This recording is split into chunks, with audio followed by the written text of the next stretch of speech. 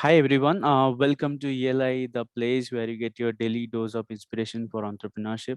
And today we have with us Mr. Rohit Malik and Pawas Tyagi, who are the founders of Edustoke, which is an online platform that allows students and parents to discover schools in India and apply for admission into those schools. Hi Rohit and Pawas, welcome to ELI. Thank you so much for having us. Thanks a lot, Priya, for having us today on your podcast. I would request both of you to introduce yourself to our audience. We will start with Pawas and then Rohit can go. Thank Sure. you. So, Priya, I graduated as an engineer in late 90s and I started working as an IT salesman, worked for a while with Wipro and then went on to doing the sales profile again in an IT in Singapore. Then I had a stint with an e-learning startup in Pune, Okay. which was very helpful in the whole process of us turning on, or at least me turning entrepreneur. Then I took a break after that, did my MBA, joined Educomp, where Rohit and I worked together for about 6 years. I moved out of Educomp in about 2014, ran a small consultancy for India Today. And then, finally Rohit and I decided to get together and go for whole hog with Edustoke. Okay. Rohit. Rohit? Thanks, Pawas. So, Priya, I did my computer science graduation from Rajasthan University way back in 2001. Moved to Pune to do my master's, passed out in 2003. I joined Career Launch India Limited in their Bangalore operation when it was in its infancy, and got a kind of a taste of entrepreneurship there and there itself, managing various aspects from a single center on a test prep operation. Worked over there for nearly 3 years, got to manage the South India operation starting off in 2006 with Educom, when Educom was just taking off after its successful IPO. Worked with Educom in various capacities for a decade, and uh, eventually moving on as the head of B2C initiatives. And that's where Pawas and I decided to essentially start off on ourselves. So around the middle of 2016 is when uh, we kind of came together, thinking about the idea, and that's how Edustoke was born. Okay. Can any of you describe what is Edustoke and what all services that we provide to our customers? Yeah, Rohit, you'd like to start? Yeah, Priya, as we mentioned that Pawas and I worked together in Educom for a good uh, 7 odd years, and in between that, before and after, both of us having spent our time in the K-12 space in India, we would have arguably touched about more than 10,000 schools by visiting them, interacting with them, and we clearly understood some of the pain points that the sector actually went through. Unlike any other part on this globe, India is very, very unique. India is very unique because a large part of schooling is driven by private entrepreneurs. Mm-hmm. These are private trusts, societies, entrepreneurs who start up a school, and everything from buying the land, setting up the building, and putting up every little aspect of the school is done by their hard-earned money. And therefore, aside of a whole lot of interventions that go inside the school, they also need support in terms of ensuring that they are operating at a capacity. Now, when a capacity in simple words, it means admissions. And schools being hyperlocal institutions, they really don't have either the liberty or the money to be really going gung-ho across the city or state or the country as well.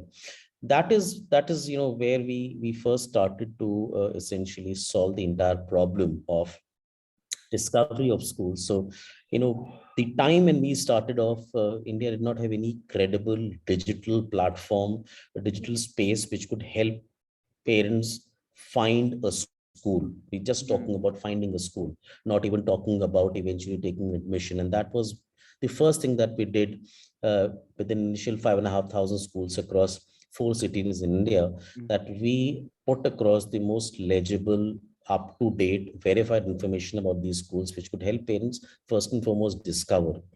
Uh, took the consent of the parent as soon as they landed on our platform, and showed schools around them in a 5 kilometer vicinity. And then the parent could then eventually go about looking at some tangible filters like fees, like the grade availability, the curriculum, uh, a gender specific school, and so on.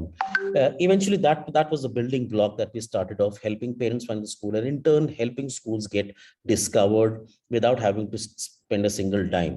And that's where we started to then build on in terms of really helping parents and schools alike. And I would want Powers to elaborate further on how we really started to interact with the parents and take their entire Yeah. engagement forward. So Priya, what happened was that once of course the listing of the school was out of the way, and we suddenly discovered that there was the entire piece had to be also centered around parents. You had to have the anxiety of a young couple to sort of get their child admitted into the best schools and all the information around it, etc. So I think that is where we started to sort of add a lot of value. Both so we had the schools taken care of, and now we thought that all the attention and focus that it was going to go from this point on is going to be centered around parents. Okay. So our idea then moved towards providing parents with the best possible not only information but also advisory services. So somebody is coming to Gurgaon, landing up here, wanting to find out what are the schools, what are the best ones are there, and what are his options and fee options, etc., etc. Now, most of it could be tackled by technology. So you had a list to go for, and the information was all out there. But school admissions is still all about the softer bits. So what we did was we built the entire backend to start interacting with parents in a little more structured manner. So now we would pick up, the parents whenever they would come to visiting us on the platform, and then we would start a conversation with them, what kind of a school are you looking at, what grade, etc., what's your budget, and helping them throughout their journey till the child got admitted. Arranging their visits to the schools, and telling them more about schools. As every parent comes with a set of specifications that they want for a school and have a budget. So Mm. if there is a dissonance between the budget and the specifications, try to sort of normalize that. Either in large cases have to really talk through that you may not want all these particular freebies, because you don't have to really break the bank. You have to might as well get here's a great school that you should definitely consider, and things like that. So those advisory services took up a large part of that, and that is where Edustoke started to flower in a different direction. And that is where I think Rohit and I would go are taking this organization forward, is that for all times to come and for all things in K-12, if there is anything that a parent requires, in the segment, then Edustoke is the only platform that he or she has to come to, and all the information, all the advice, all the reviews, including completing a transaction registration, that is where the parent should be able to fulfill all of that. That's where we headed. What is the current scale of operation, and how does the revenue come for our venture? So in terms of so started out, really the operations really began cranking up in 2017. So from 2017 till about, let's say, yesterday, we had served over 15 million. That's a substantial number of parents who actually use the site. Mhm. To and we're clocking close to about 600, more than 500,000 users, even in times like these, when half the country is shut down for one reason or the other. We have about 500,000 visitors per month. So that's where we are in terms of, and none of this is really marketing. All of this is organic acquisition. There's not a single dime that we spend on marketing. All of this is with this organically comes to us. And the team behind this right now is growing rapidly. We are 70 right now, likely to grow to about 100, 120 in about 3-4 months' time. In terms of revenue, I think Rohit, we're close to about $1 million right now in cumulative revenues, and Yes. that's where we are. And the target for the FI to be of a little over 1 million as well is what Yeah, we expect. yeah. And in terms of the revenue model, right now the providers who use the service, the institutional providers that we have, the schools and other institutional providers that are using Edustoke, they're the ones who get billed for the services Okay. So in addition to that, for the benefit of the numbers, they're close to about 7,000 schools across only the metro cities, or the prominent boarding schools in India who manage their own information on Edustoke today. So Mhm. each day they log in and check up all the analytics information and their own information on Edustoke, how it is being viewed. And in turn, we work with close to about 2,000 schools right as of now, servicing them for either diversity or objectives of enrollments. Okay. Uh, till the time you achieved the scale of operation you are operating at, or if I may say, till the time you were profitable, how did you fund the operations?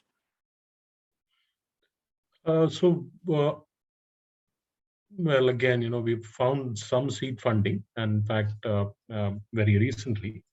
But Rohit and I were the ones who were putting, whatever was required into the organization. So we had that plan all laid out, that we would start to actually, go out and look for funds seriously only when we had achieved significant scale, and the model is enough and more proven before we sort of start to actually raise money. But we have raised some recently, and we continue to do so as and when the business requires. And business is obviously, the idea is we are at a cusp right now where the model is now where we know where we are headed, and we know how we're going to spend that money, and we will raise more money as we go along.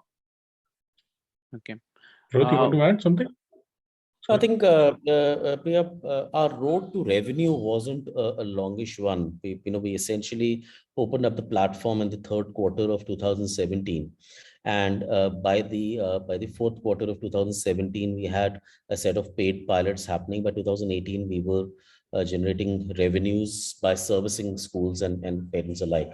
And aside of we pumping in money of our own savings across the years, we've been, so far successfully been able to run operations out of the internal accruals as well. And we Absolutely. continue to grow from that point onwards as well.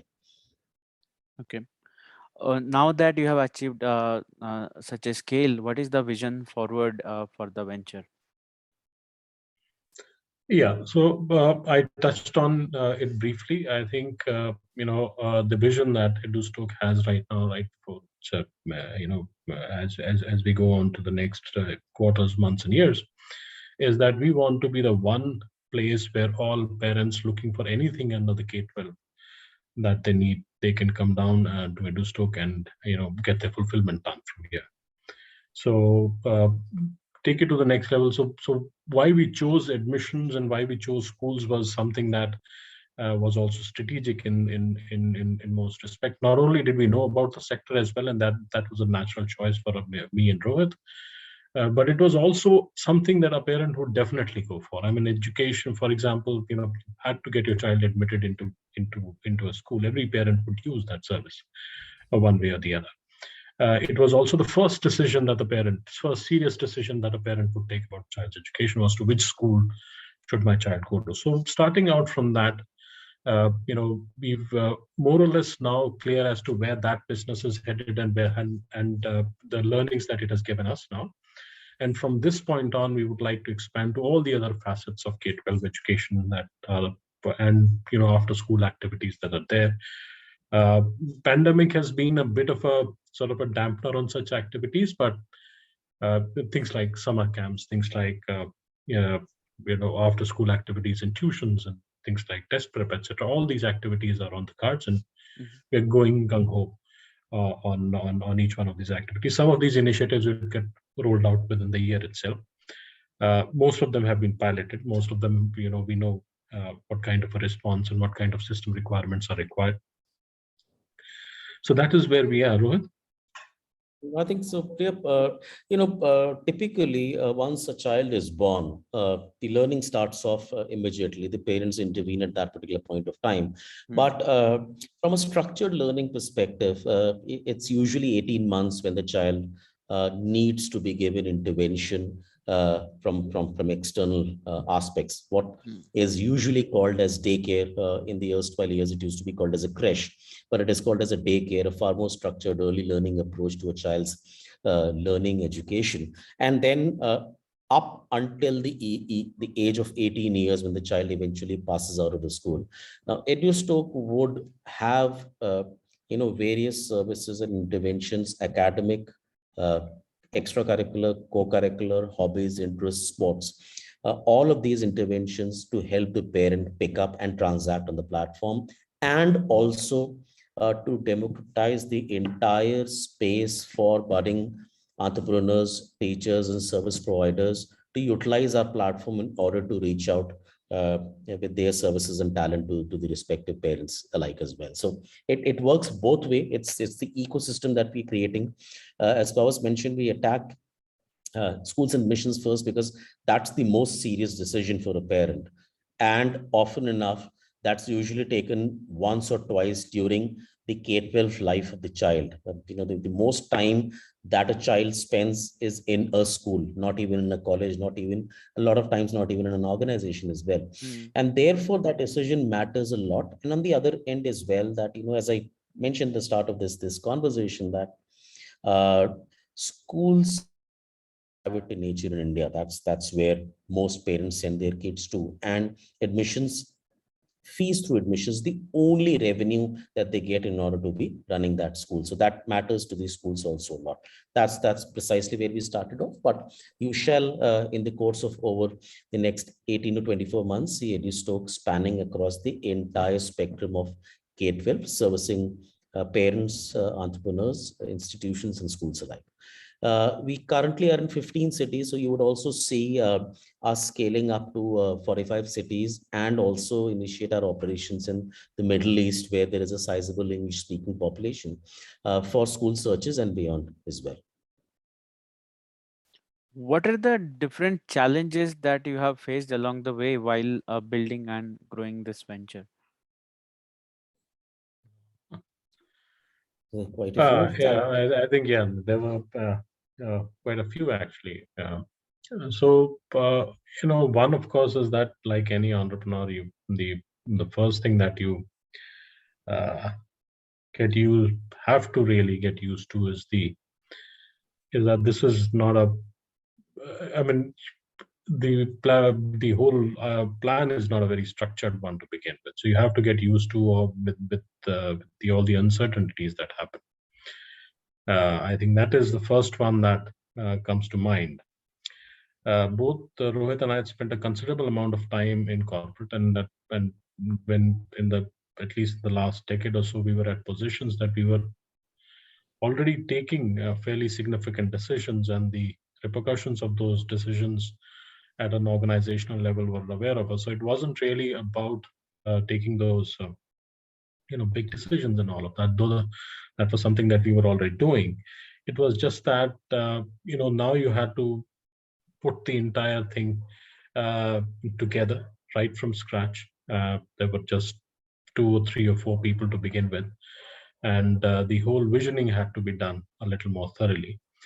And the first thing that you begin to realize pretty quickly is that any plan that you make, perhaps the shelf life is barely a day and a half, and it starts to fall apart pretty quickly. And the training that we as entrepreneurs uh, sort of had to go through was that you should be okay with it. I mean, if there's a larger vision which you should stay true to. There's always a commitment and a perseverance that we've displayed all along. But on the ground, we have been very, very tactical. So we've sort of made sure that we there were if there was data that was supporting that a turn had to be taken, or something had to be stopped down, we had to stop doing something, or something had to be start doing. I think we were very, very nimble to begin with that. So I think those were the first challenges. The second that was a sort of a mindset challenge. I mean, you had to sort of be very, very nimble through and throughout. Then, well, yes, of course, every organization needs resources, and we had set out for ourselves that we would perhaps have this little pile of money, and we'll take it to a certain level, and then suddenly that pile disappeared pretty quickly, and then we had to sort of gather more resources from all over the place, and the show had to go on. So I gather those were the two critical challenges that we had initially. As we grew as an organization, then of course all the others started to kick in. You had to find the right set of people. It's very, very important. And when you're a 3,000-man organization, the margin of error could be a little larger. I mean, but if you're a 20-man organization, if you've made 2 or 3 wrong hires here and there, etc., then you could start suffering pretty quickly. Rohit? I think how I would put it in context that one of the biggest challenges is loneliness. Moving in from an organization where you had you were handling a significantly larger workforce, and uh, uh, teams divided into various verticals and structures, and everything at your beck and command. You suddenly were operating out of home for the initial few months, all by yourself. Pawas and I were operating out of different cities. We continue to do so as well. So often enough, the only recourse to some sort of a dialogue was the mobile phone, early evenings at 5:36 in the morning, and then late during the day as well. The challenge of a lack of knowledge on several aspects of the new economy as well. Because we obviously, when you grow to a stature, you had a set of people who could do that job, and now we had to do that job. Before we could do that job, we had to learn that. So Powers got hands on to tech. I got hands on to the digital media and the entire digital space. Structuring the database together, ensuring that every school's information that was collected, we went through it. And we're talking about initially 5,000 schools information is what we actually went through when the team was collecting that piece up. You couldn't depend on some old friends and resources of yours for joining you, because you were not sure whether the idea would take off and be successful. If we were risking our careers in that, you couldn't really risk unless the proof of concept was in place. And eventually then obviously it also is the constraints of because we were a bootstrapped organization, the budget, convincing your customers to be believing in you. They believed in you earlier, but you didn't want to experiment with them, and in the process give away years of relationship with some trusted schools and people alike. So these were initial challenges that we face. I think the challenges continue to be present. There were challenges initially of proof of concept, then there were challenges of an initial scale. Now there are challenges in terms of growing up and ensuring that we are able to become the vision and the marketplace that we are aspiring to be. And they're multi-pronged as well, be it on hiring, be it on revenues, money generation, competition, our own confidence each day to be delivering what we wish to deliver. So those continue to be there all the while. Okay. Can you tell us what are the metrics that you measure to understand the success of your platform in terms of number of student logged in, number of pin codes that are covered? So which all metrics do you measure on a day-to-day basis? There are many that we look at, and I think, but the one that sort of defines us, one that is, I think, the bottom line as far as Rohit and I are concerned, is that how many parents have used and fulfilled their requirements with the services that we provided. I think that's the one that sort of is the only one that we think that distills everything else. But obviously on a day-to-day basis, we look at the number of users that have used the platform, the number of conversations we've had with the parents, the type of conversations that we've had with the parents, what has been our success with the schools, have we delivered on our promises, what has been our acquisition for the schools, I mean, how many schools have we acquired, month on month, quarter on quarter. So those are the matrices that any regular business would have. What is the productivity of our own teams, etc., as we go along. So we would look at that. Rohit, you would want to add something to this? So I think primarily they're divided into four categories. One is the entire digital matrices that we calculate, the number of users, the time that the users are spending on our platform, the number of users that are getting registered on our platform each day, and in turn the entire spread of the users that are coming in from, because we service a few geographies, we service a few categories, and we wish to ensure that we are getting enough and more users to be servicing those cities and categories. The second one obviously is in terms of our own reach out to parents, in terms of how many parents have we been spoken to, what has been the average time that the parents have been spoken to, what has been the feedback coming in. Every conversation, every second is recorded, so there is those random audits that we do to ensure that our servicing to the parent is of the highest level, irrespective of what sort of schools we're working with.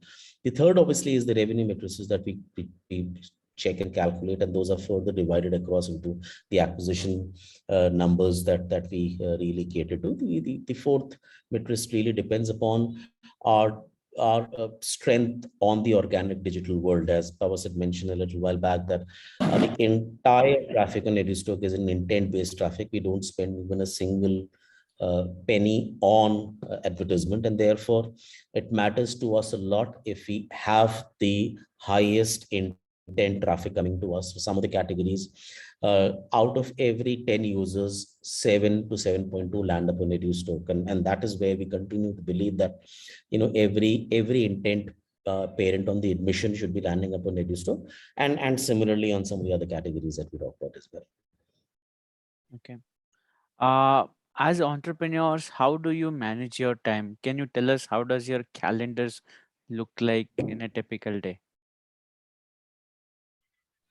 Yeah.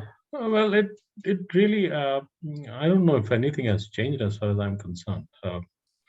The one good thing about working with schools is that your customer actually starts working pretty early. So by 8 o'clock, the schools are open, and usually by 2, 3 o'clock, any interaction within the school is something that gets open. Although it may continue till late in the evening, etc. So Edustoke as an organization, Rohit and I, certainly we are very, very early into the day.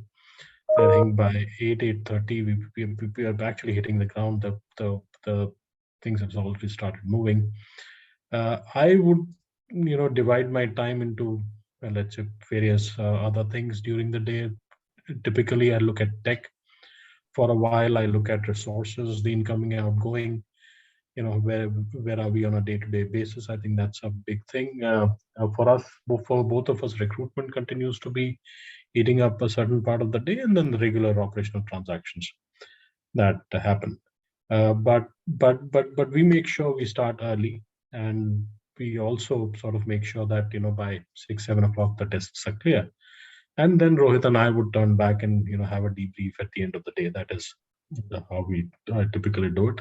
There's not, if we're pretty disciplined about it, so I don't really think that there's a whole bunch of maneuvering that we have to do. Surprises happen all the time, but I guess that's what my day looks like. Rohit? So I think typically so over the top to say it's a 24/7 by 365 thing. Yes, it is more of 15 by 7 by most likely a 345 days in a year kind of a thing. We do wake up early and start off our initial conversations and our plans for the day. Both of us are still along with several strategic aspects of the business, completely onto the day-to-day operations, and they are to our operations as well. And hence we pick up our areas that we've segregated for ourselves, and the day goes to that. I think each day it could be anywhere between 45 minutes to 2 hours that we really do spend interacting with our two set of customers, parents and schools alike. So I spend a larger of these 2 hours on interacting with schools, prospective and existing. Pawas spends a larger time on all three aspects. That's with parents, with schools, and existing and prospective alike as well, so that we really do know where we are headed and what they're expecting, and we are able to really convince them about what we are intending to do. Aside of that particular part, I think we do spend a larger part of our weekends over our weekly and the strategic planning that we have to do. That's what we tend to do. At least second half Saturdays and Sundays, we really don't have any botheration about any operational aspect here hitting us in, and that gives us a time to plan for the weekend and the months ahead as well. Yeah. Each All the big ticket items, happen in the evenings or the weekends, actually. Okay.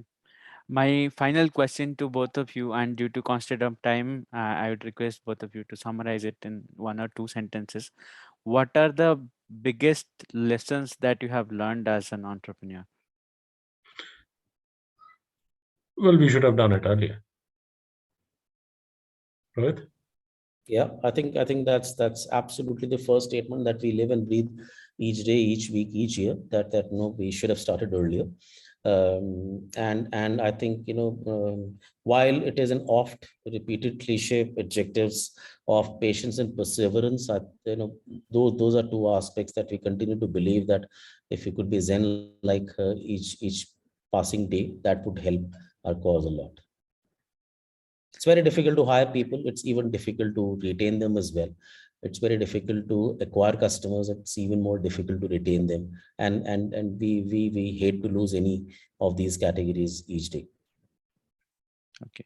Well, on this note, I think we have come to the end of this discussion, and I would say it was a great pleasure to host both of you at ELI. Thanks for your time, Rohit and Pawas. My best wishes for Thank your you so much. future. Thank you so much. Thank you so Thanks much a for lot. having us.